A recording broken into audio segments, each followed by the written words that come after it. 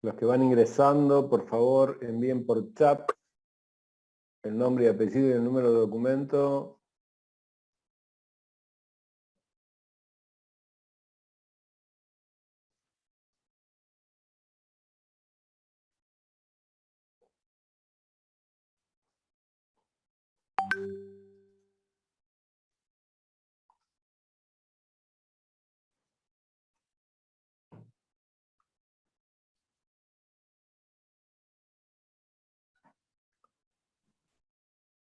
Por favor, los que van ingresando, van enviando por chat el nombre y apellido y su número de documento para el presente.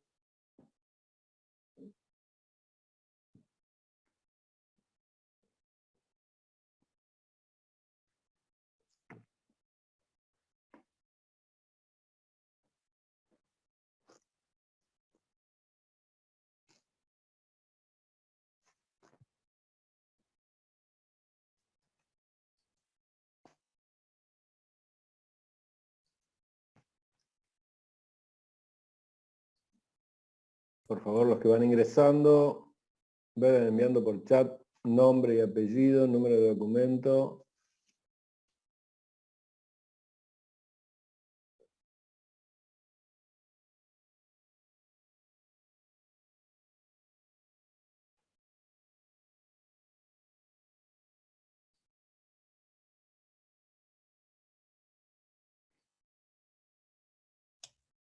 Hola, buenas tardes. Hola, buenas tardes. Repito, los que van ingresando, tengo nada más que de los 40, 15 que han enviado el chat, por favor, envíen por chat porque eso es para el presente. Nombre y apellido y número de documento.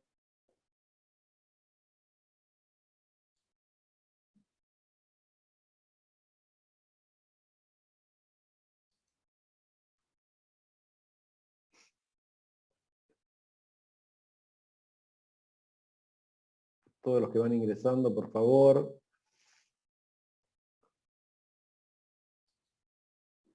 Envíen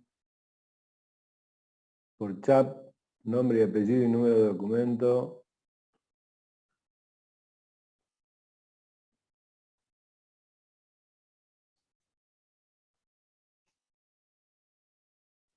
Hola, buenas noches.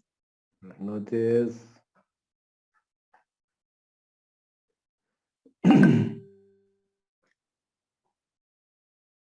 Por favor, envíen por chat nombre y apellido y número de documento.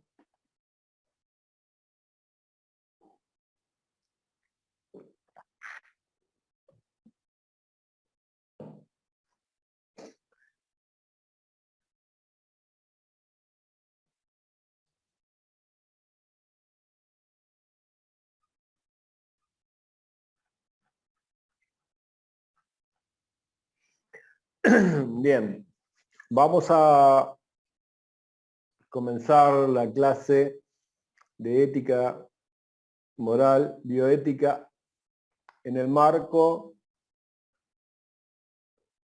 de la relación médico-paciente. Yo sé que si les pregunto a ustedes qué entienden por ética, moral y bioética, a esta altura de la formación médica, todos ustedes van a poder responder sin ningún tipo de inconveniente. Pero lo importante que tenemos que ver en este segmento es cómo se relaciona la ética y la moral en la construcción de una ética médica y cómo los principios bioéticos son aplicados, en este caso, a la relación médico-paciente. Pero para poder hacer todo este tránsito, es importante que todos ustedes tengan en cuenta que hablar de ética, hablar de moral, hablar de bioética, la tenemos que reflexionar y ver en el campo de los hechos que suceden en la praxis médica. Ustedes prontamente van a ser médicos y les van a suceder una infinidad de cuestiones vinculadas con la praxis médica, y las cuestiones que le van a suceder relacionadas con la praxis médica pueden ponerlo en riesgo a lo que ustedes pudieron haber visto en un caso muy significativo, que es el caso de este médico. Digo esto por el hecho de haberse hecho pública la cuestión vinculada con este médico, en el cual fue condenado por imprudencia y negligencia. Y Alan Lequier fue condenado por esta circunstancia. Entonces, ¿qué es lo que tenemos que tener en cuenta? Lo que tenemos que tener en cuenta es que esto se lo ha explicado el doctor Sebastián Amut en la primera clase, y vamos a ver si el doctor Emiliano Ávila Castro transitó con ustedes los otros 4 encuentros vinculado con la ley del ejercicio legal de la medicina, vinculado con la ley de derechos del paciente, vinculado con la responsabilidad civil médica y con la responsabilidad penal médica. Tengamos en cuenta que nosotros tratamos de llevar este esquema adelante para que a ustedes les quede este esquema, porque de esta manera, cuando sean médicos, teniendo en cuenta este esquema desde el punto de vista mental, no les sucede las situaciones como hemos visto con este médico que fue condenado por imprudente y negligente. Voy a hacer una pequeña introducción en este marco, que es lo que ya vieron con el doctor Sebastián Amut. Nosotros tenemos que analizar el acto médico, que es un acto que tenemos que comprenderlo, que de la perspectiva de las neurociencias, es un acto que combina 2 áreas del cerebro que están interconectadas entre sí, y que en estas 2 áreas del cerebro, una vez que debe ejecutarse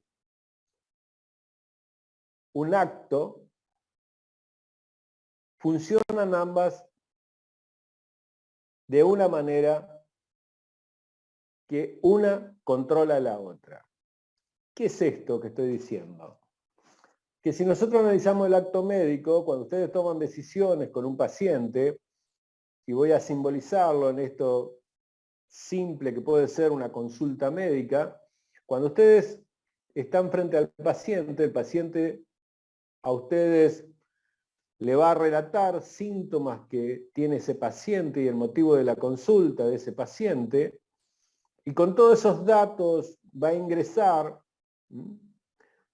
al sistema nervioso central, y en el sistema nervioso central esos datos se van a asociar en un área que es el área frontal, donde están las funciones ejecutivas, y en el área frontal, en las funciones ejecutivas, es donde tenemos nosotros las bases cognitivas del conocimiento, y lo que va a suceder es que estos datos se van a confrontar con el conocimiento científico que tenemos, y según el conocimiento científico que tenemos, va a haber un proceso mental de construcción de probables hipótesis, es decir, diagnósticos diferenciales que pueden surgir en virtud de los datos que están ingresando, y desde ahí, esos datos que están ingresando, ustedes van a tomar una decisión. Cuando toman esa decisión es cuando ese acto médico se ejecuta. Y ese acto médico que se ejecuta basado en el conocimiento científico que ustedes están adquiriendo, en este caso en su formación de pregrado, y que van a seguir ese conocimiento adquiriéndolo una vez que egresen en la formación de alguna residencia médica, de una especialidad médica, y que van a seguir actualizándose a través del conocimiento que van a adquirir con publicaciones, nuevas bibliografías o participación de congresos, o en su caso alguno de ustedes probablemente transite el campo de la investigación. Todo eso lo único que va a lograr es que el conocimiento que tenemos sobre un determinado tema, sobre una determinada especialidad, cada vez se vaya ampliando. Pero ¿necesito solo el conocimiento para poder ejecutar un acto médico?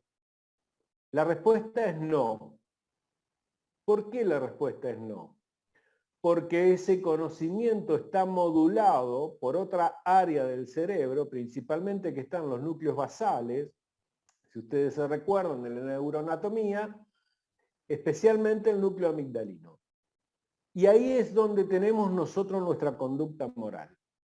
Ahí es lo que va haciendo un juzgamiento en base al conocimiento científico de qué está bien y qué está mal.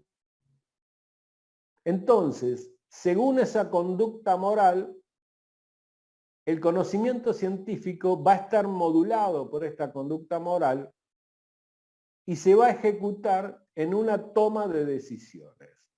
El caso que yo les puse anteriormente, del doctor Vialon-Lequier, que a lo mejor ustedes lo tienen presente, digo esto porque se publicitó muchísimo en los medios de comunicación, que es el caso Pérez Volpi, que se hizo trascendente por el hecho de que se trataba de una persona del mundo del periodismo, que también tenía una función pública de la perspectiva de la política, y por eso trascendió este caso. Y este caso de este médico, un médico que tenía todo el conocimiento científico para resolver el caso problema de esta paciente, que era un estudio endoscópico, diagnóstico, pero que resulta que ese estudio endoscópico sucedió que cuando insufla el aire para que pase el endoscopio en el espacio virtual del esófago, la presión del aire salió por encima de la presión, por ejemplo, para que ustedes se hagan una idea, tiene el gas comprimido que se utiliza para los vehículos, es decir, por encima de 200 bar, que es como se mide la presión de un gas. Tanto es así que en la autopsia de la paciente se encontró aire en la cavidad craneana. Es decir, fíjense en a qué presión se insufló y se inyectó aire dentro del cuerpo de esta persona. La pregunta es, ¿por qué no se controló el equipo que se utilizó para hacer la endoscopía? ¿El médico no tenía el conocimiento para controlar el equipo? ¿Era su obligación controlar el buen funcionamiento del equipo? Si lo vemos desde los capítulos que ustedes vieron sobre la responsabilidad civil y sobre la responsabilidad penal, principalmente sobre la responsabilidad penal, creo que el doctor Emiliano Gabriel Castro ha dejado en claro que el Código Penal es un código de leyes en el cual la intención que tiene el Código Penal es regular la conducta humana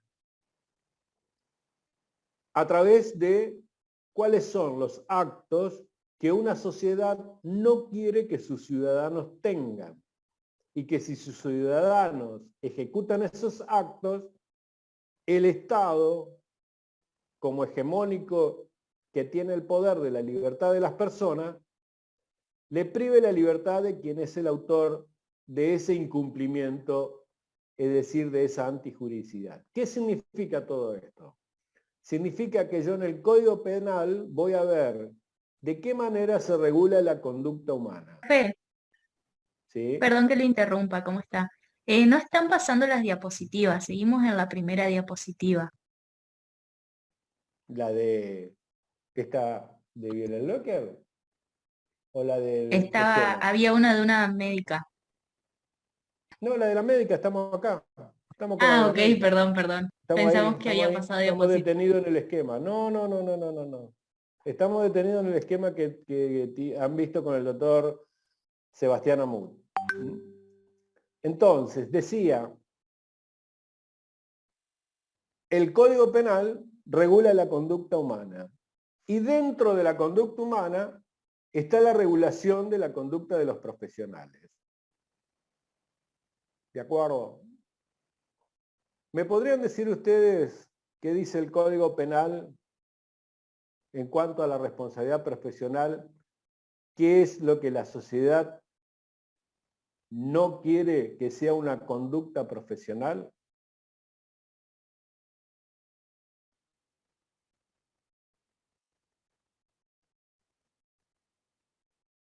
¿Lo tienen en claro de la clase anterior que vieron al doctor Emiliano Ávila Castro?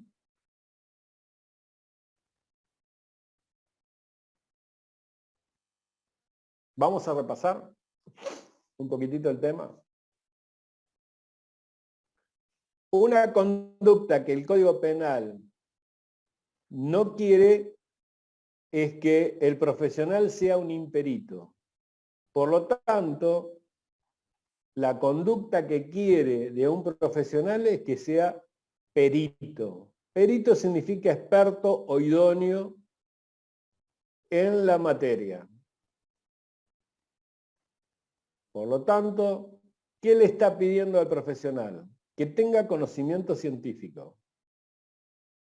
La figura que ustedes vieron en el artículo 84 y 94 del Código Penal, que regula la conducta de los profesionales, es que todo aquel que produzca la muerte a otro, ese es el 84, y el 94, todo aquel que le produzca lesión a otro por impericia, imprudencia o negligencia, va a ser condenado en un máximo de hasta 3 años de prisión e inhabilitación por el doble del plazo. Eso es lo que dice el artículo 84 y 94 del Código Penal.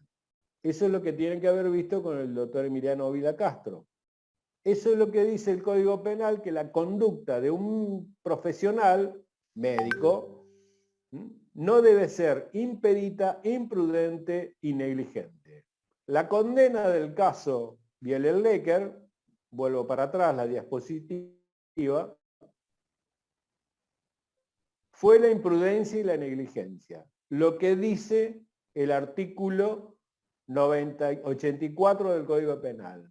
Él se condujo en forma imprudente y negligente, por lo tanto se lo hizo responsable, pero no puso la tipificación de la conducta imperita. ¿Por qué? Porque reconoció que el médico tenía el conocimiento científico para resolver ese problema. Es decir, tenía muchísimas endoscopías realizadas en su haber, y la pregunta es, ¿por qué no controló el equipo? Porque el problema era el equipo que no funcionaba el presurizador, y por no funcionar el presurizador, la presión de aire que se inyectó fue por encima de 200 bar y eso generó la muerte de la paciente. Él, con todo el conocimiento del perito, ¿qué es lo que operó en su mente para que no controlara el equipo? ¿Qué les parece a ustedes? ¿Por qué no controló el equipo? Estaba muy seguro de lo que estaba haciendo, porque por la experiencia eh, pensó que no podía fallar. ¿Y esa conducta cómo fue? Negligencia, negligente. Exactamente. Entonces, si a mí me piden que como profesional mi conducta sea lo contrario de lo que es la conducta penada por el código, es decir, ¿qué es lo que me piden a mí como profesional médico?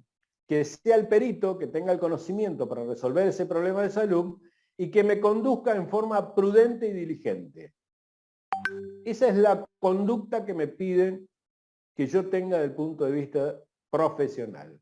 Eso que ustedes bien dicen, y que son hipótesis, se pudo haber confiado el profesional, puede suceder de que a lo mejor tenía otra endoscopía y estaba apurado y por eso no controló el equipo, puede ser que tenía que irse a otro lugar, puede ser una infinidad de otras circunstancias.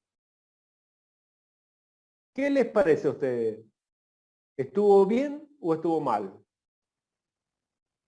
A ustedes, ¿eh? Olvídense Y que fue mal, condenado. porque terminó matando a una persona. Bien. Eso que ustedes dicen mal es un juzgamiento, ¿sí? ¿Estamos de acuerdo?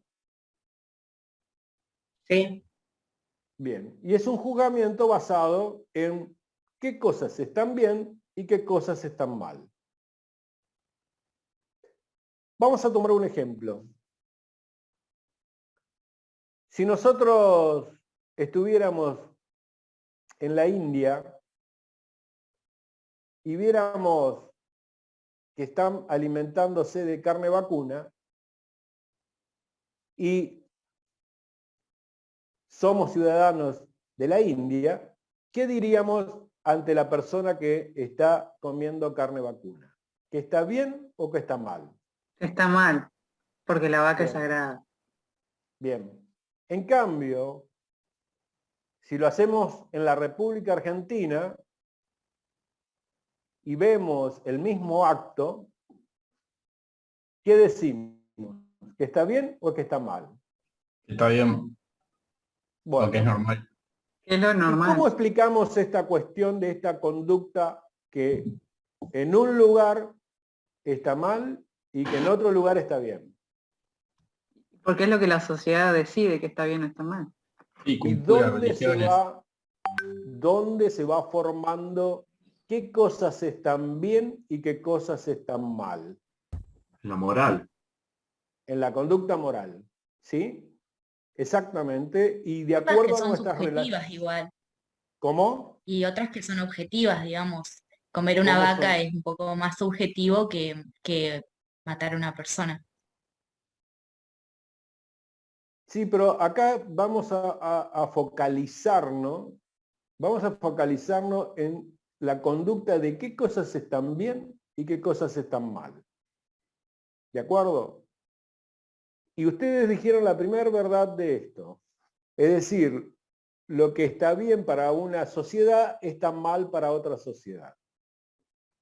Y así podemos tomar ciertas normas legales.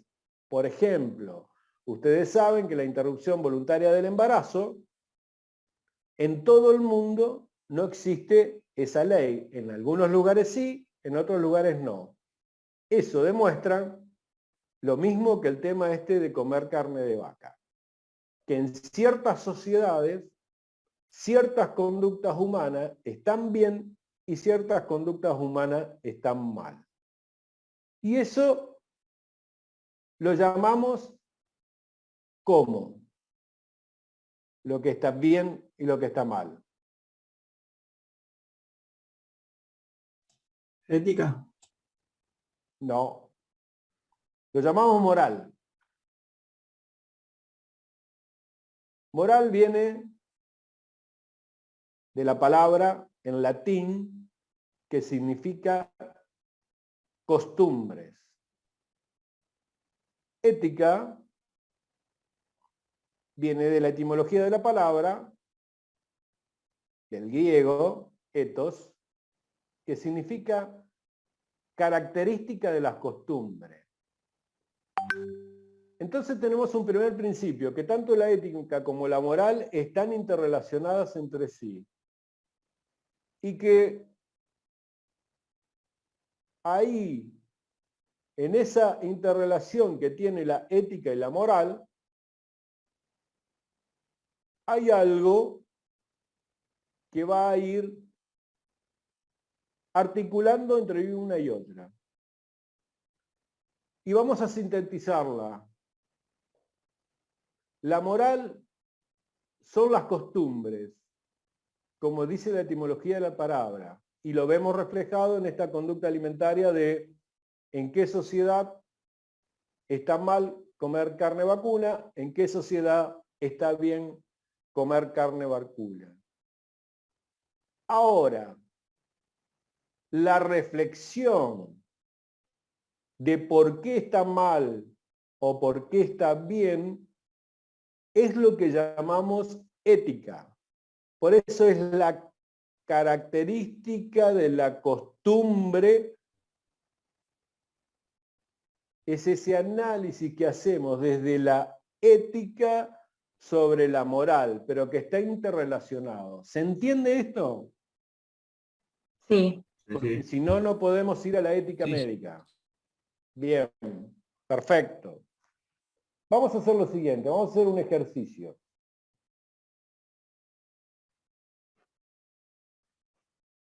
¿Están viendo? Sí, sí. A lo mejor Sí, sí. algunos de ellos, a lo mejor algunos de ustedes lo vieron a esto. Porque esto se ganó un premio vinculado con la ética y la moral y por muchas redes sociales se difundió. Vamos, para aquellos que ya lo hayan visto, es una repetición, y para aquellos que no lo vieron, bienvenido por primera vez.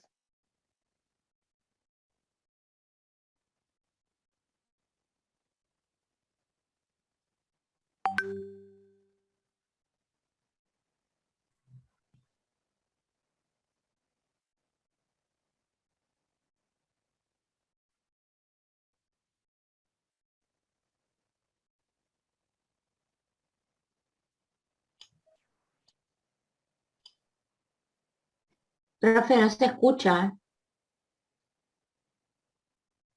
A ver, volvemos todo para atrás. A ver si ahora se escucha.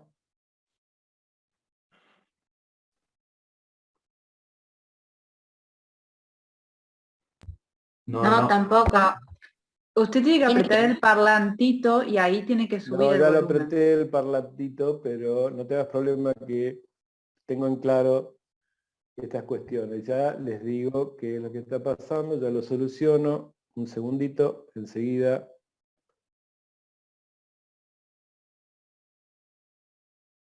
Lo vamos a solucionar.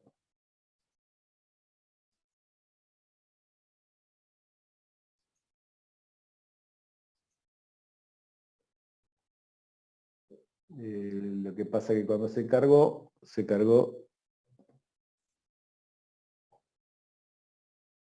sin el volumen. Ya lo estoy descargando de vuelta, un segundito.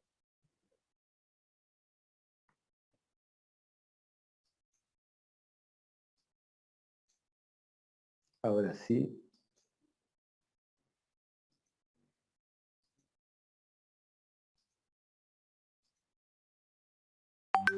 A ver si es cierto.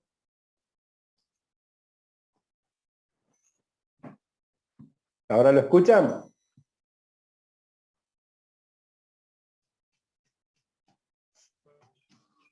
No, profe.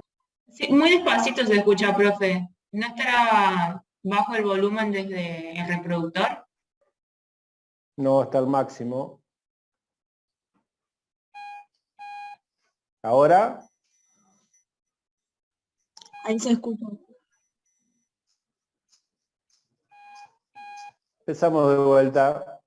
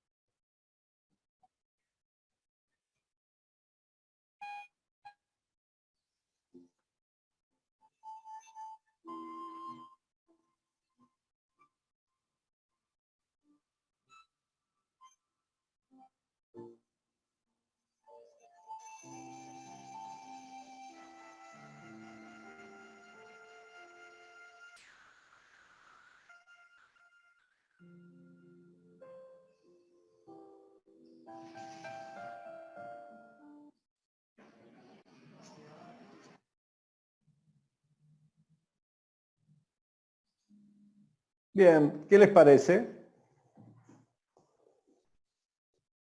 Relacionado con el bien y el mal y la conducta moral. Y el que se subió último se tiene que bajar. Ajá. ¿Alguna otra opinión?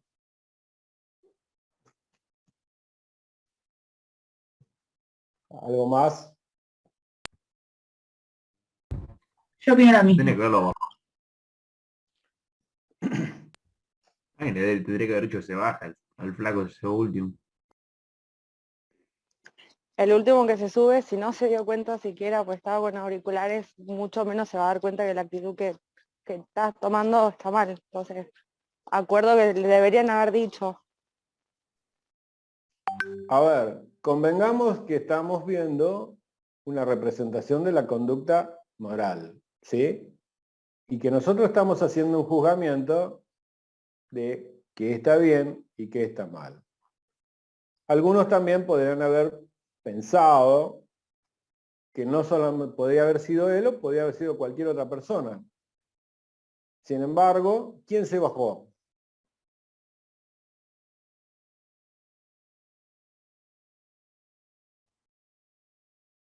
Una persona con muleta.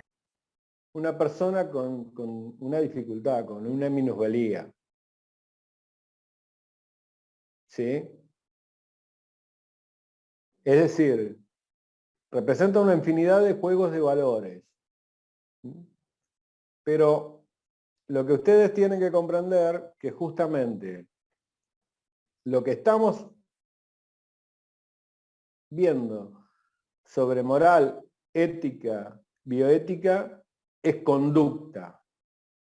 Así como lo hemos representado en esta cuestión vinculada con la conducta que tomó una persona que estaba por ingresar a un ascensor, que ingresó último en ese ascensor y que el ascensor, por estar excedido,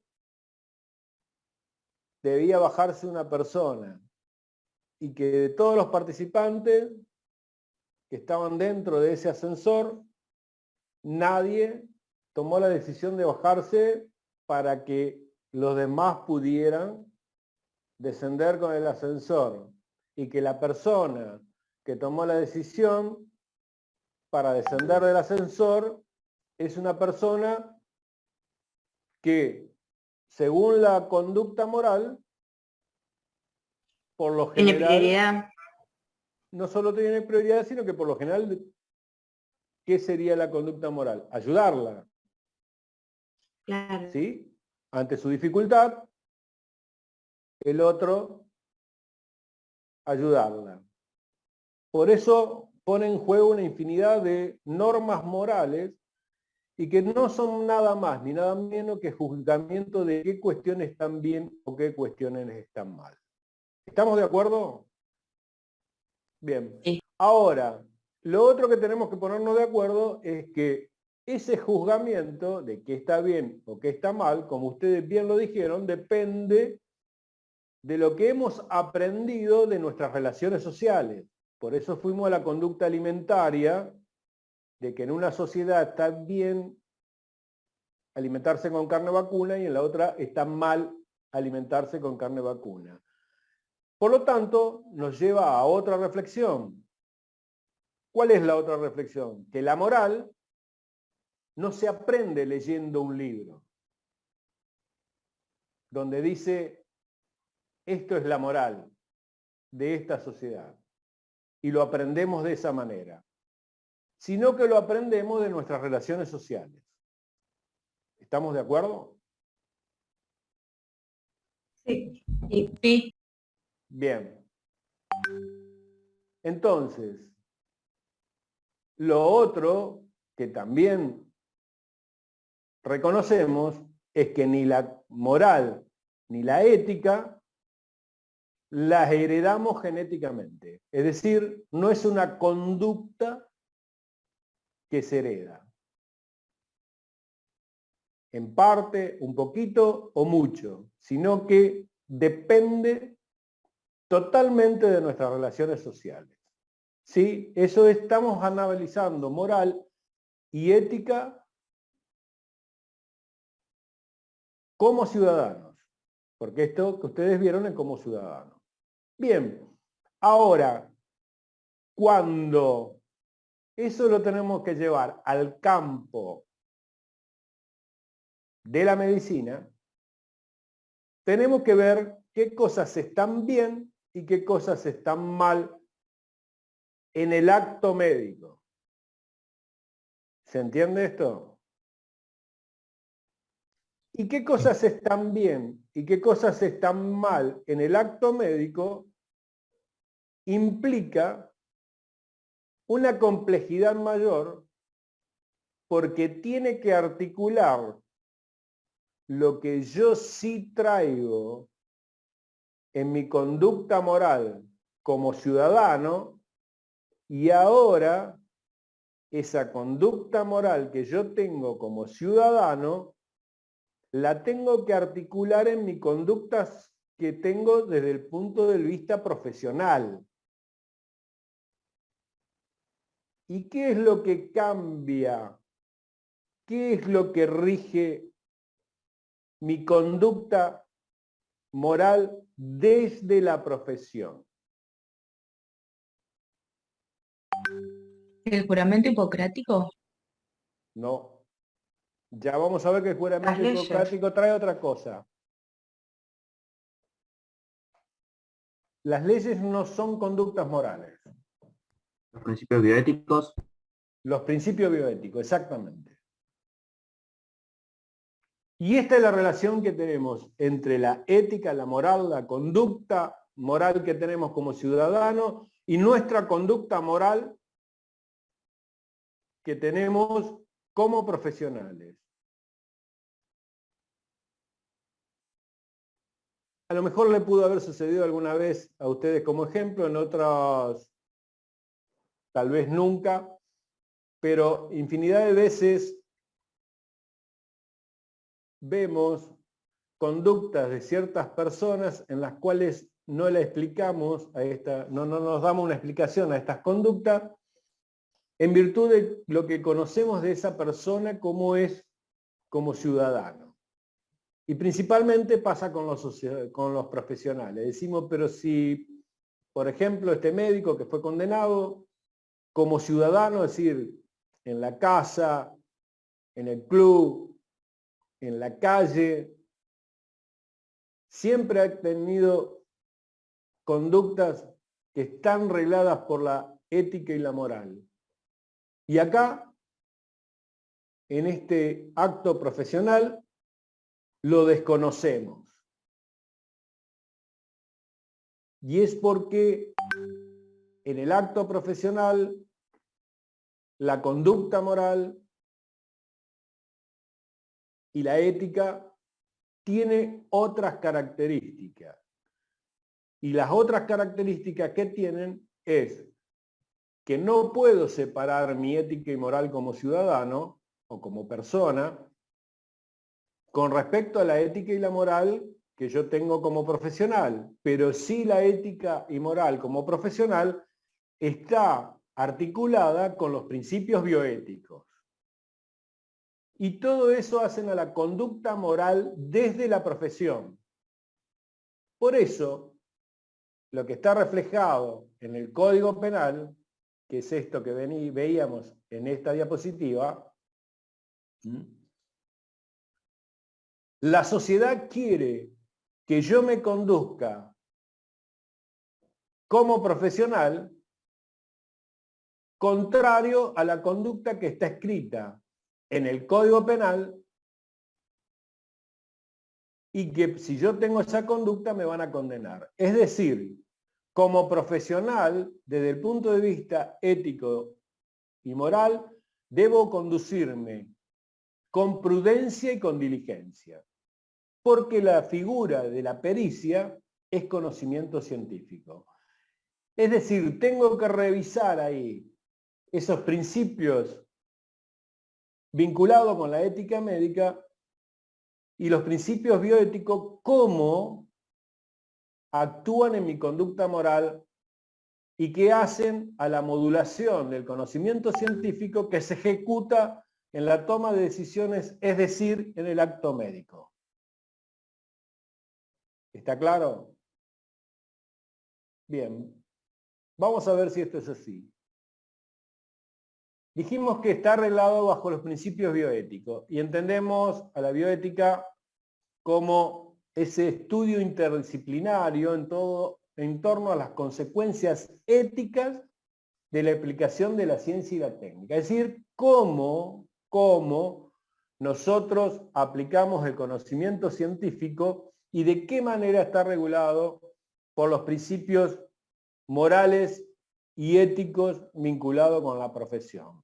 Reconociendo a la ética, como dijimos, y a la moral, que interactúan entre sí y que la moral viene del latín, como lo decía ustedes, de las costumbres, la ética viene del ethos, que es característica de la costumbre, es decir, es una reflexión sobre la conducta moral de que qué está bien o qué está mal, y por qué eso está bien o está mal. Pero eso está sustentado en los valores. ¿Qué son los valores? ¿Qué entienden por valores? No es la plata.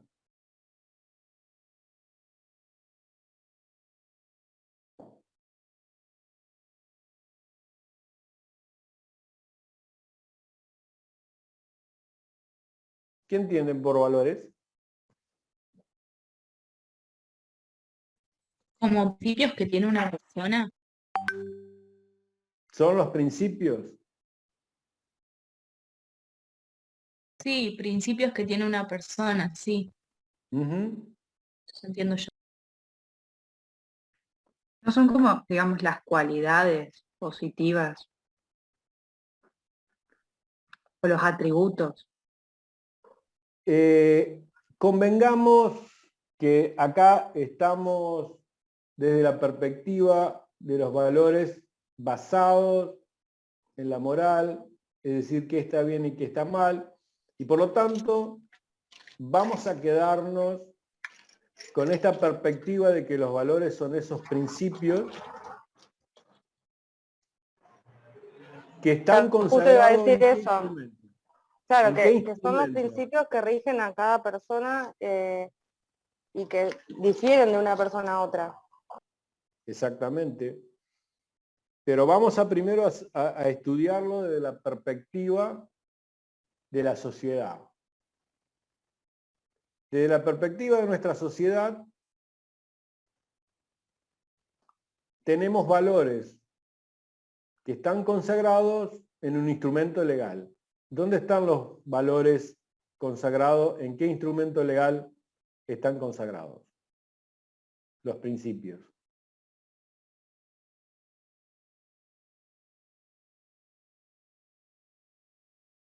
Código civil. No. En En la del Constitución médico. Nacional. En la Constitución Nacional. ¿Estamos?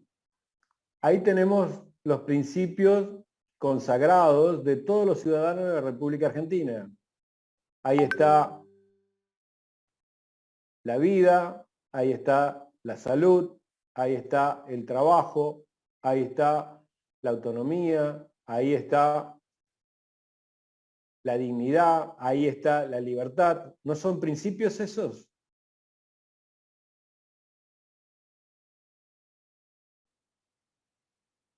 ¿De acuerdo? Entonces, esos principios Sí, están sí. consagrados en ese instrumento que es la Constitución Nacional. ¿De acuerdo? ¿Y qué otra característica tiene un principio?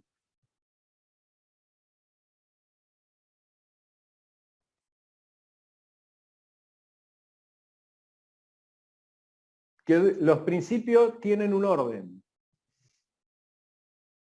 ¿Está? No los tenemos todos en un mismo plano, sino que tenemos un orden.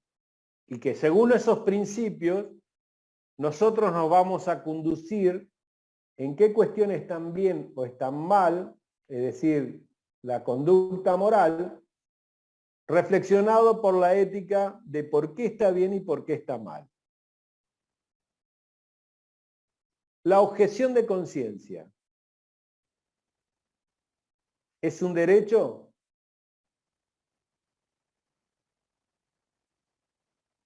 Sí, Es un derecho. ¿Basado en qué? en la libertad. Y ese Con la principio, autonomía. vamos a lo que dijo primero la compañera. Mencionó un principio que es la libertad.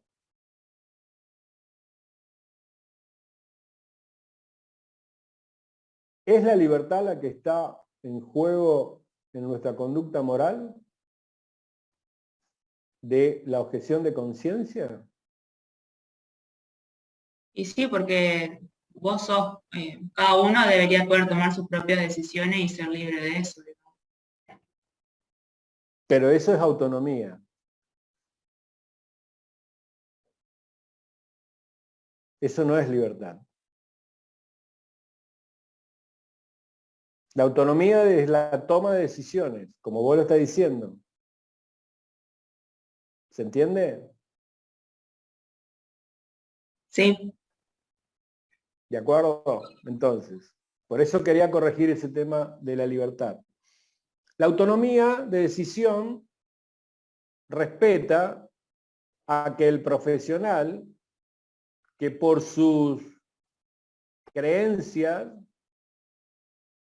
o por sus convicciones no está de acuerdo con interrumpir voluntariamente un embarazo, pueda ser objetor de conciencia. Y esa es una garantía de un principio constitucional que es la autonomía. ¿Está? ¿Estamos en claro con eso? Entonces, tenemos en claro lo que es la moral, tenemos en claro lo que es la ética, tenemos en claro que la moral y la ética está sustentada en los valores. Y todo esto hace a la conducta moral que tiene un médico. Y ahora vamos a ir a la medicina. Y la medicina estudia este proceso desde la profesión en una materia que se llama deontología médica. La deontología médica es el campo de la medicina que estudia las obligaciones o deberes de los médicos y según los deberes y obligaciones de los médicos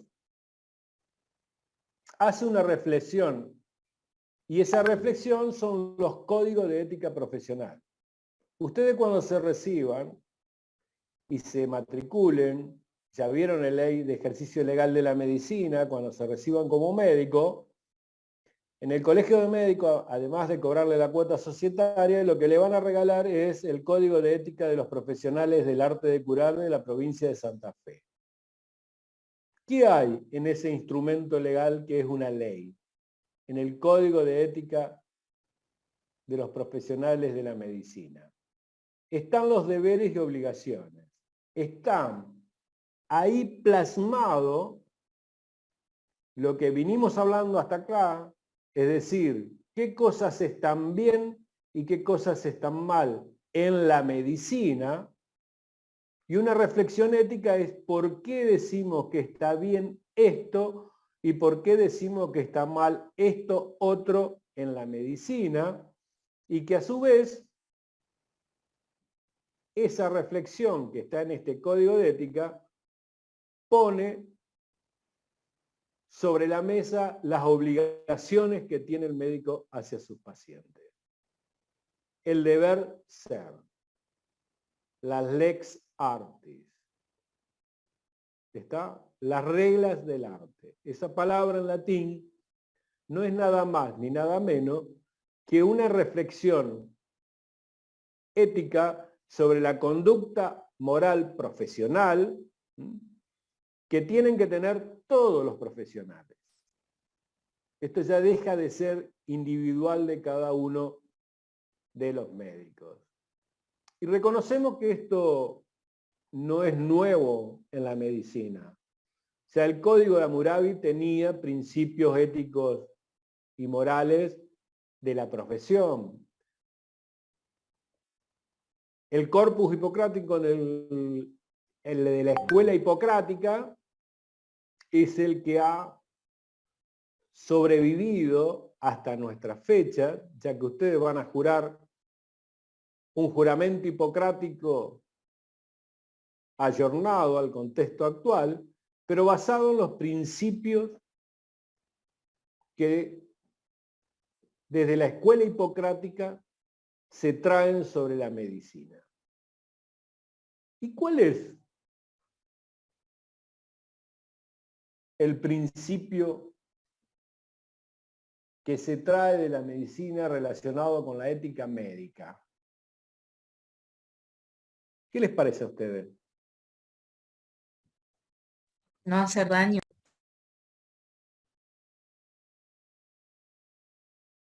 A ver, ¿ustedes creen que el corpus hipocrático, 500 años antes de Cristo, ellos tenían idea de la bioética, tenían idea de la autonomía, de la no maleficencia, de la beneficencia y de la justicia? ¿Les parece que eso 500 años antes de Cristo podía ya estar plasmado?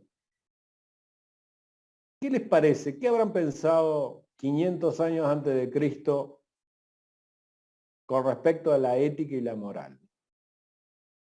En la profesión, ¿eh? En la profesión. ¿Qué les parece a ustedes? ¿Qué pudieron haber pensado? O si queremos, vamos a ir 1700 años antes de Cristo en el Código Hammurabi. ¿Qué estaban pensando? ¿Vamos a ayornar todo esto? Hace 1700 años antes de Cristo, es decir, nada más ni nada menos que hace 4000 años, ¿qué era lo que le decían a un médico? ¿Qué les parece?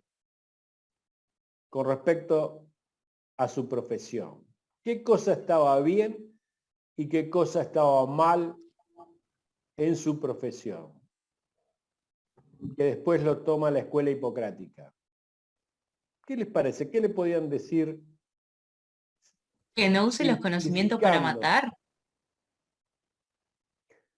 Más que para matar, es decir, el resultado, lo que se le decía era que tenía un conocimiento, que eso le daba un poder sobre aquellos que no tenían ese conocimiento. Y ese conocimiento le daba un poder de que podía llegar a producirle la muerte al otro.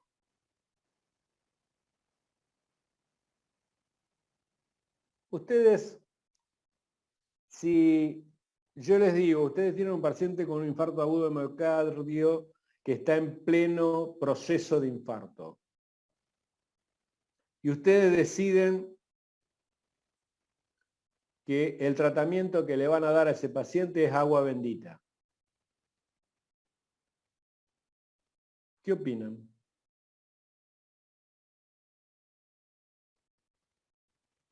Que me van a meter presa. Deja de lado ahora el meterte preso. ¿Que está bien o que está mal? está mal, excepto que el paciente haya pedido que no Mal. lo No, resuciten y olvídate del que... paciente. Ah, Estoy listo, hablando no de mal. mí. Estoy hablando de mí. ¿Sí? Está mal. ¿De acuerdo? Y pero tengo ese poder, porque el paciente no sabe si con el agua bendita, él cree en mí. Y cree en mí, y yo le digo, quédate tranquilo que con agua bendita yo te voy a curar. Y él cree en mí y toma agua bendita. ¿Y qué ocurre? Ocurre la muerte. Ese poder lo estoy dramatizando nada más que para entender estas cuestiones. Ese poder es el poder que tiene que ser controlado. ¿Y qué se pretendió con el Código de Hammurabi, con el juramento hipocrático y el corpus? ¿Qué se pretendió? ¿Qué les parece? ¿Qué se pretendió del médico sobre ese poder que tenía sobre los otros? Que el poder es conocimiento, nada más. ¿Qué se pretendió sobre el resto de los ciudadanos? ¿Qué les parece a ustedes?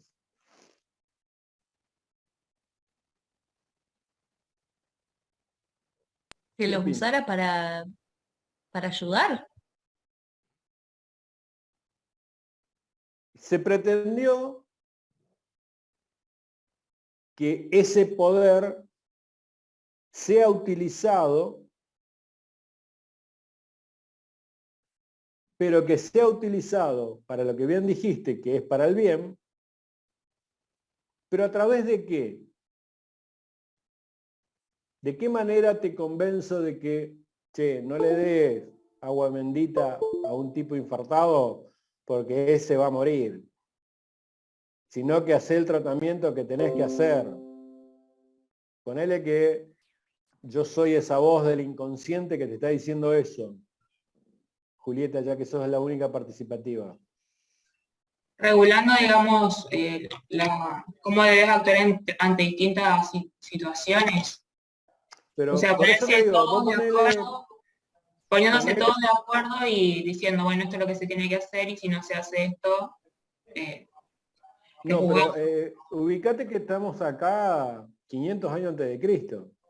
Entonces, 500 años antes de Cristo, lo que se le decía al que tenía este conocimiento y tenía este poder era, che, tené cuidado que tenés este poder, podés llegar a producir la muerte del otro si lo utilizás mal, así que utilizarlo bien a este poder, pero lo que se pretendía era convencerlo de que eso era así. Es decir, a través del convencimiento, ¿se entiende? Porque acá, si yo violaba el juramento hipocrático, ¿qué pasaba? ¿Qué consecuencia me podía suceder? Ninguna. Ninguna consecuencia. Entonces, ¿qué estaban tratando? De convencerme, de decir, che, mirá, no le dé agua bendita al tipo que tiene un infarto. Hacé el tratamiento que tenés que hacer. ¿De acuerdo? Entonces, estos códigos lo que pretendían es convencer al médico de que el conocimiento que tenía sobre los pacientes que no conocen de las enfermedades, ese conocimiento lo aplique en beneficio del paciente, porque si no lo aplica en beneficio del paciente, le va a producir el mal y el mal puede ser como consecuencia la muerte. ¿Está claro? Pero lo único que pasaba era intentar convencerlo. No otra cosa, porque si el médico lo usaba para el mal, ¿cuál era la consecuencia? Ninguna. Ninguna consecuencia. Así la medicina transitó, pasando la historia, hasta la Segunda Guerra Mundial. Ese es el tránsito de la medicina. Convencer a los médicos que el poder que tenían del conocimiento y que podía ser utilizado para el mal y no para el bien, ese poder debía usarse bajo esas condiciones. Vamos a ver el tráiler de una película.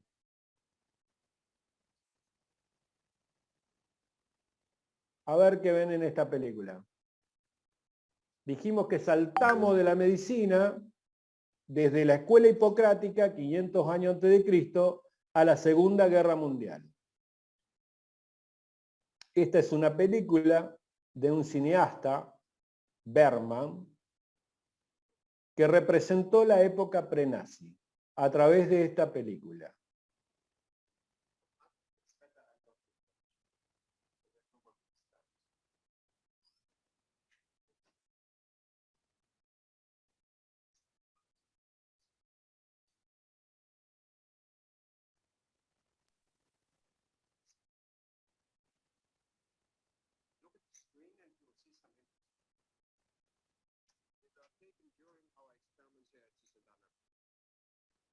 This is a resistance experiment.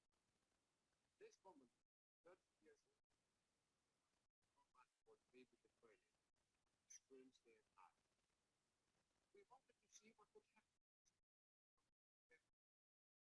The child had never stopped screaming. As you see after 10 hours, now we can see now that it's effective.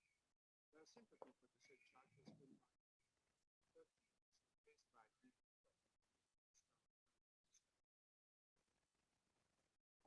who has left the child. Here we can see quite clearly that other sick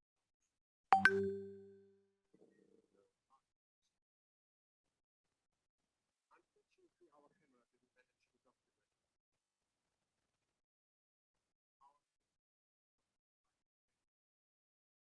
to document like two more.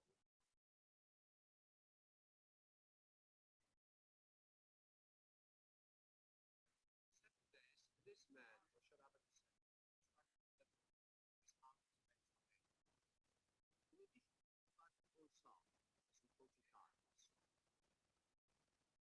I know what you're going to say. You are wondering how we could get anyone through to you. No problem, I assure you.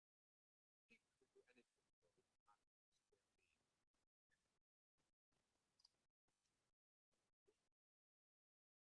But maybe your physiognomic it was. The subject was given an injection. A drug that produces violent agony. What some inject drug that agony. Here it's just this 50 injection. It's quite bad.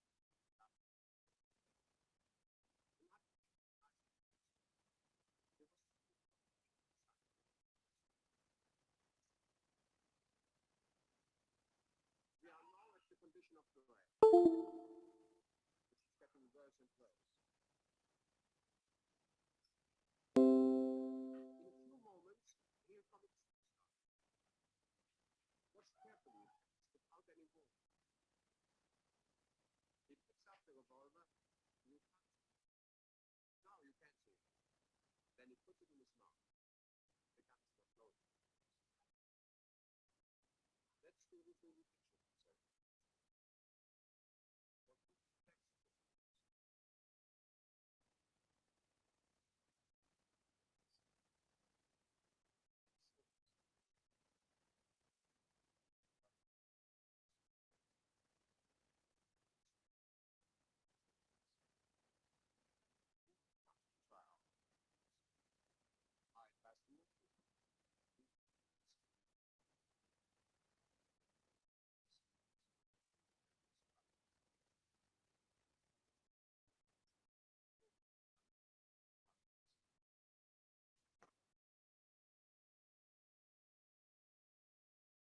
The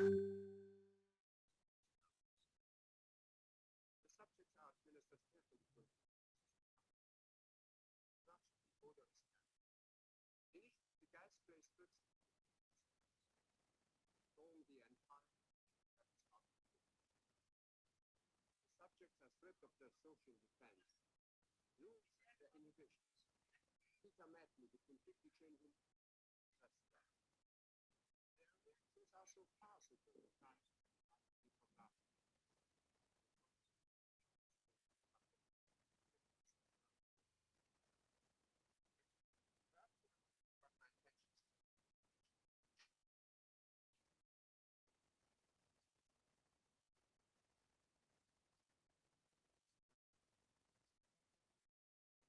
¿Qué vieron?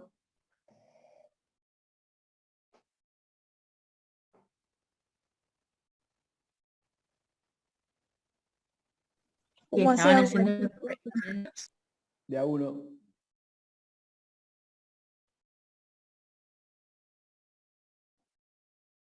A ver, ahora ninguno. Uno. Que estaban haciendo experimentos con personas, digamos, a Bien. cambio de comida, o sea, personas que por ahí no tenían recursos y no es ético eso, digamos. Primero analicemos la secuencia de todo esto hasta acá, ¿de acuerdo? ¿Mm? Porque tenemos que contextualizar esta película. Primero les quiero contar lo que significa en el cine esto que es cine documental. El cine documental es un cine que un director de cine, imaginen que es Bergman, él fue un director de cine reconocido mundialmente, muchísimos premios, en virtud de que él inventó esta forma de dialogar con el cine. El cine tiene la intención de mostrarles a ustedes un mensaje, darle un mensaje. Y Bergman inventa, porque hasta acá nunca se había hecho, asociar la ficción con el cine documental. Es decir, lo que ustedes vieron, que es lo que le pasa el artista que hace de médico, de los experimentos, son documentos reales. Fueron firmados en los experimentos de la época pre-nazi. Por lo tanto, es lo que se hizo. No lo inventó el director. No es actuación de actores. Son documentos que se encontraron, finalizada la guerra, sobre estos experimentos que se hacían con seres humanos. ¿Por qué Bergman representa a un médico? El otro, para que sepan, de esta película, ¿quién es? No la han visto. El otro es un investigador que le llamaba la atención las muertes que ocurrían en una ciudad y que eran muertes que no tenían explicación. Y todos los muertos eran todos los que experimentaban estos médicos en virtud de estas cuestiones que eran documentos reales, estos que estamos viendo realmente. ¿Por qué está representado ahí en el guardapolvo blanco la medicina? Porque representa el conocimiento científico. Esa persona, ese Exactamente. investigador. A ver, ¿saben algo de la Segunda Guerra Mundial? Sí, que Bien. se usaron técnicas, bueno, la última técnica que se mostraba ahí para exterminar a quienes no se consideraban arios y basados en estudios genéticos que decían que, bueno, que la condición de la especie aria tenía que tener ciertos requerimientos y quien no entraba dentro de ese cuadro, bueno, terminaban siendo asesinados de diferentes maneras. Una cosa es asesinar. Eso es un principio desde la perspectiva de lo político, de la ideología, de la xenofobia. Ahora miremoslo desde la perspectiva de la medicina. ¿Por qué la medicina? Porque eso lo podría haber hecho cualquier criminal. No necesitaba ser médico, lo que vos estás diciendo. ¿Por qué la medicina? Porque el médico debería buscar hacer el bien al paciente, digamos. No, primero vamos a analizar lo que sucedió. ¿Mm? en esta ideología, que nosotros no tenemos que verla por la ideología, tenemos que verla por la medicina, porque la consecuencia de esto fue que apareció el Código de Nuremberg, donde aparece el consentimiento y el primer principio bioético de autodeterminación. ¿Por qué aparece este instrumento legal que no existía antes en la humanidad? Por eso reconstruye la Buscaban historia. también, perdón, adquirir nuevos conocimientos, como que ponían esa excusa o esa motivación y lo hacían a costa de personas que para ellos tal vez no tenían el mismo valor. Olvídense en la consecuencia, sino que, como vos lo estás diciendo, Julieta, querían tener más conocimiento. ¿De acuerdo? ¿Y qué hacían? Utilizaban el conocimiento que tenían, el poder, esto que hablábamos del código de Hammurabi y el código de la escuela hipocrática, que decía, che, no usen ese poder para el mal. Acá fue usado para el mal, ¿sí? ¿Estamos de acuerdo? Por eso analicemos la medicina, olvidémonos de la ideología. Entonces, bajo la justificación de adquirir más conocimiento, lo hice en el mal de producir la muerte de las personas. Y esto está representado en esta película que tiene esos documentos que ustedes han visto, son reales, no son producciones de la ficción. Eso es lo que hacían, lo que se puede ver de lo que hacían con las personas, justificando que era para tener más conocimiento científico. Para que ustedes sepan, uno de los experimentos que probablemente lo hayan visto ustedes en los libros de fisiología, ustedes vieron cómo el homograma que tiene el hemisferio cerebral sobre el lóbulo principalmente donde controla la función motora. ¿Cómo se logró eso? ¿Qué área del cerebro controlaba tal sector del cuerpo humano? Eso se logró en los campos de Auschwitz, donde la gente se le hacía la trepanación cerebral, vivos y conscientes, porque si no, no puedo saber qué área del cerebro controla cierta región del cuerpo, y se destruía esa área del cerebro y se veía qué función había perdido. De esa manera se hizo todo el mapa cerebral, que hoy Igual ustedes estudian en los libros de fisiología sobre el mapa cerebral. que la Segunda Guerra Mundial, o sea, si bien fue todo re feo lo que pasó, yo tenía entendido como que fue un antes y un después para la medicina por todo eso que estaba explicando, como que en base a todos los experimentos que se hicieron, es como que hubo un salto muy alto en los tratamientos y todo. Pero está bien que tengamos un salto muy alto para la medicina matando gente. Y no. Esa es la pregunta. Si no, el fin justifica los medios. ¿Vieron ese axioma de que el fin justifica? Lo que tenemos que entender de este tema, de la ética, la moral, los códigos de ética y las leyes que rigen la conducta profesional, es que hasta acá la medicina no tenía ningún control legal. Que hasta acá... En general la sociedad, porque de hecho después de la Segunda Guerra Mundial nacen los derechos humanos, que no solamente rigen para la medicina, sino... los derechos humanos producen otra consecuencia que está vinculado con la medicina, pero lo que acá demuestra es que hasta acá, independientemente del desarrollo de los derechos humanos, que van de la mano, pero independientemente de eso, para lo que a nosotros nos interesa, para lo que es el sistema legal de la actividad profesional de médicos y que está vinculado con la ética y la moral, es que hemos utilizado el conocimiento, la medicina utilizó el conocimiento sin ningún control legal hasta la Segunda Guerra Mundial.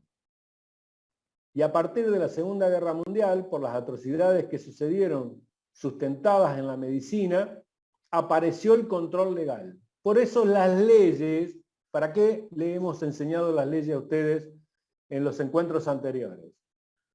Para que entiendan de que las leyes, lo que no se logró con la convicción, con el Código de Hammurabi, el juramento hipocrático y todo el corpus hipocrático de convencer a los médicos que utilicen el conocimiento para el bien, ahora tienen todo un control legal sobre la conducta profesional. Y ese control legal que se tiene sobre la conducta profesional está sustentado en principios vinculados con la ética y la bioética, que comenzó con la investigación médica, pero terminó con la ética clínica, que es cuando todos estos principios se aplican a la relación médico-paciente. Y por eso, hoy es fundamental tener en claro los valores vinculados con la ética y la moral en la conducta profesional. Dijimos que los valores tienen un orden de prioridad. Y ese orden de prioridad es el que está plasmado en las leyes. De los 4 principios bioéticos, que los conocen muy bien: autonomía, beneficencia, no maleficencia y justicia. ¿Cuál es el orden de prioridades de esos 4 principios bioéticos? La no maleficencia. En la relación médico-paciente. La autonomía. A ver, ¿quién está con quien dijo la no maleficencia y quién está con la autonomía?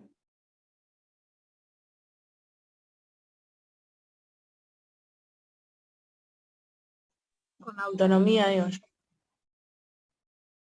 Bueno, ¿por qué?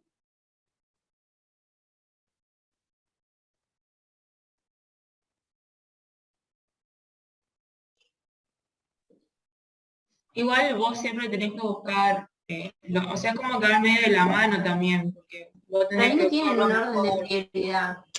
Para mí son... ¿Cómo? Para mí Sí, no tienen son un todas orden de las prioridad. Espera. ¿Vos, Azul, está diciendo que no hay un orden de prioridad? Para mí es como que van de la mano, porque No, vos no le vas a hacer mal al paciente y él tiene que decidir por él también. no. Los principios bioéticos no están en un mismo nivel, porque son principios y por lo tanto tienen un orden. Pero no deberíamos respetar la decisión y la autonomía justamente del paciente. ¿Por qué, Joaquín? Y porque al fin y al cabo es el que pone el cuerpo. Pero tratemos de dar una respuesta. Pero es lo que para nosotros es lo mejor, lo que sería para nosotros la beneficencia, al paciente no le parece. Entonces tenemos que respetar eso y por eso la autonomía en el médico-paciente podría ir primero. A ver, si yo necesito que reflexionen una respuesta de todo lo que dije hasta acá, y si no, la verdad, o yo no me sé expresar o ustedes no han entendido lo que le quise decir. Les voy a dar primero la respuesta, pero ustedes me la van a fundamentar. Es la autonomía. ¿Por qué?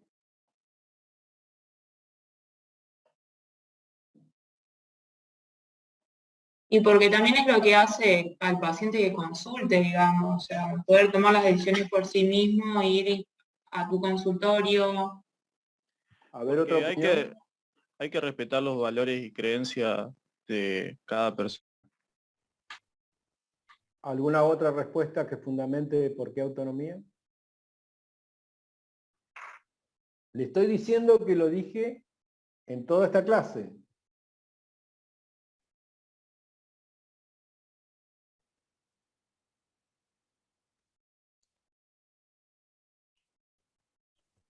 Como que antes estaba la relación paternalista, digamos, que era nosotros hacer lo que para nosotros era mejor para el paciente. Y ahora como que la relación médico-paciente es una relación justamente entre dos personas, entonces lo más importante es que se respete la autonomía del paciente, si no haríamos nosotros lo que a nosotros nos parece. Esa respuesta que estás dando, Julieta, es en virtud de lo que vos estás reflexionando. Yo les pido, en virtud de lo que yo dije esta noche, acá en esta clase. Lo acabo de decir en todo el tránsito de esta clase. Si no, es un fracaso mío. Porque también está basado pienso en el consentimiento informado o en el hecho de que el médico tiene el conocimiento y que le tiene que explicar al paciente lo que le hace bien y lo que hace mal, o cuáles son los riesgos o beneficios que tiene a partir de una práctica que yo quiero hacer, y el paciente es al fin y al cabo el que en base a sus propios valores va a tomar la decisión para sí mismo. Eso es autonomía. Lo que vos dijiste es autonomía. ¿Por qué yo, como médico, tengo que respetar la autonomía? Esa es la pregunta. Pues sería moral respetar lo que él quiere, digamos. Bueno, eso es autonomía. Porque es un ¿Pero derecho, por qué? profe. ¿Cómo? Es un derecho de la persona. Es decir, si es un derecho de la persona, ¿cómo reconocemos que es un derecho de la persona? Y porque tendría que estar en la Constitución, por ejemplo, que son cosas que están por encima, o sea, desde la ley es lo que está por encima de todo. Eso es lo que te intenté decirle en toda la noche. ¿Mm? Y es lo que le di como ejemplo de lo que sucedió con la medicina. Que los principios bioéticos no existían cuando existía el Código de Hammurabi y cuando estaba la escuela hipocrática, pero sí hablaban de la ética y la moral. Y lo que le decían al médico es, che, no puede usar esto en el maleficencia, es decir, en el mal del paciente, sino que lo tenés que usar en el beneficio del paciente. Y trataron de convencer a la medicina que lo usaran para el bien y no para el mal. Recuerden que moral, dijimos, es eso, que está bien y que está mal. En este caso ahora en la profesión. Y en este caso, cuando decimos la profesión, en cuanto al conocimiento científico que tenemos. ¿Cómo usamos ese conocimiento científico? ¿Para el bien o para el mal? ¿De acuerdo? Eso es ética médica. Plasmado en el deber ser bajo una materia que es deontología médica. Bien, hicimos una reconstrucción histórica y dijimos que llegamos hasta la Segunda Guerra Mundial, que se utilizó el conocimiento médico para el mal. Y a partir de ahí comenzaron los instrumentos legales. Los pasé rápidamente porque pretendo que la clase no se extienda más, porque sé que ya a esta hora pueden estar agotados. Pero por lo menos quiero que le quede el concepto claro de este tema. ¿Qué surgió en la humanidad después de la Segunda Guerra Mundial? Todas las leyes que ustedes aprendieron con Emiliano Ávila Castro, que controlan nuestra conducta profesional. ¿Es así o no es así? Bien, todas esas leyes están basadas en principios. Los principios, dijimos, son los valores que están plasmados en un instrumento legal que es la Constitución. Y en la Constitución, a partir del año 96, en que se adhirió la República Argentina a los derechos humanos y dentro de los derechos humanos reconoció los derechos personalísimos y dentro de los derechos personalísimos reconoció la autonomía de los 4 principios bioéticos es el principio soberano. Es decir, nosotros como profesionales tenemos que respetar la autonomía porque hay una ley y esa ley está basada en un principio constitucional en el cual el ciudadano en la República Argentina está la autonomía como el principio soberano. Si tomamos los otros principios constitucionales, como son la vida y la salud, hoy la autonomía está por encima de la vida y la salud. Ahora, para terminar la clase, ¿dónde está representado, en qué leyes está representado que la autonomía está por encima de la vida de las personas? ¿En la ley del aborto? Exactamente, en la interrupción voluntaria del embarazo. Esa es una ley donde está plasmado el principio de autonomía. ¿De acuerdo? En la ley de derechos del paciente. ¿En qué lugar en la ley de derechos del paciente? En que puede elegir no tratarse. En la muerte digna, que está dentro de la ley de derechos del paciente. Ese es otro instrumento legal donde nos dicen la autonomía, la decisión del paciente, es decir, que no lo hacemos por una cuestión nuestra, sino que porque el sistema legal nos lo impone como conducta profesional. Y está basado en los principios bioéticos de la autonomía como principio soberano por sobre la vida, que es otro principio constitucional. Y ahí tenemos demostrado de qué manera los principios no están uno al lado del otro, sino que uno arriba del otro. Y nosotros tenemos que tener en claro cuál es el principio constitucional que rige nuestra actividad profesional, porque la medicina, después de la Segunda Guerra Mundial, no tiene la libertad que tenía de antes de la Guerra Mundial, donde no había ninguna ley que regulara la conducta del médico, sino que después de la Segunda Guerra Mundial tenemos todo este bagaje de leyes alrededor del acto profesional, que es la que juzga nuestro acto profesional, y si cuando nos juzgan, nos condenan, como el caso que iniciamos hoy, porque no hemos hecho la conducta profesional que quiere la sociedad, que está basado en los principios éticos y morales de la sociedad, y dentro de los principios bioéticos, el principio de la autonomía como principio soberano. ¿Y dónde está esto plasmado? Principalmente las personas que son testigos de Jehová. Las personas que son testigos de Jehová, ustedes le van a proponer ser transfundido ante una hemorragia, y la persona que es testigo de Jehová le va a decir de que da el consentimiento, y a través de escribanos de que no se han transfundido, y ustedes le van a decir, pero mirá que si no te transfundo y ocurre una hemorragia, te vas a morir. No importa, mi voluntad es no transfundirme. Y ustedes, si lo transfunden, van presos. ¿Y eso por qué? Porque está escrito en una ley. Y ahí están los principios bioéticos. Y no lo que a mí se me ocurra. ¿Se dan cuenta cómo el acto médico está reglado?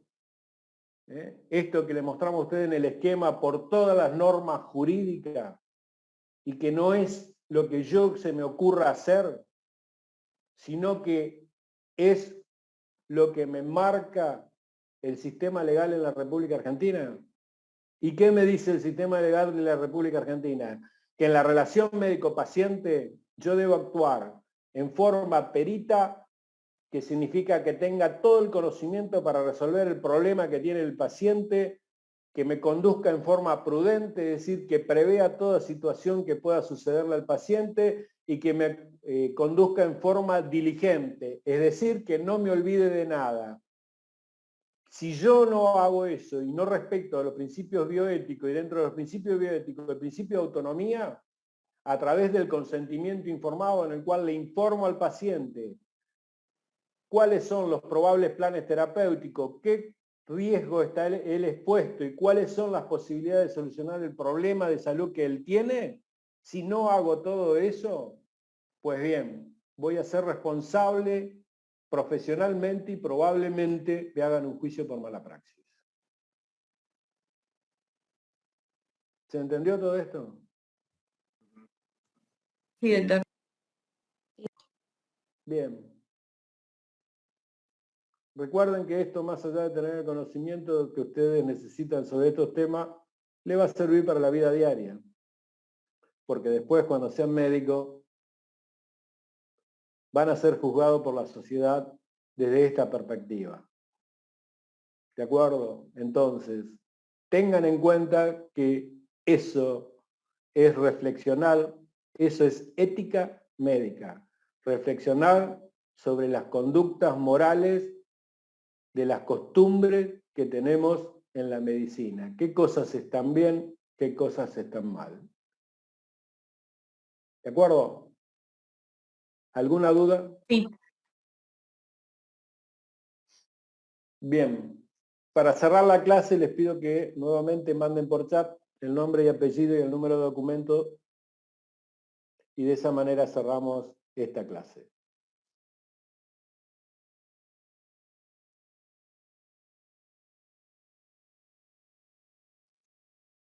¿Puedo ir retirando, doctor? Sí, sí, ya terminó la clase. Muchas gracias. Muchas gracias, hasta luego. Gracias. Nos vemos. Gracias. Buenas noches.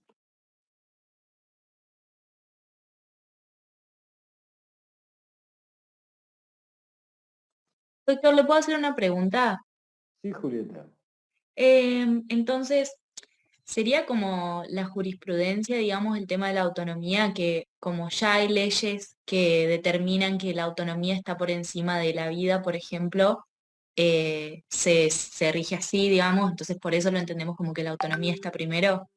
No, no es que la entendemos. Está así consagrado en la Constitución Nacional. Ok. Hay una ley que dice que la autonomía es la No es que una rige, ley. digamos. No es una ley. Es un principio constitucional. Ok. Es decir, en el año 96, cuando se adhirió la República Argentina a los derechos humanos, dentro de lo que implica la atención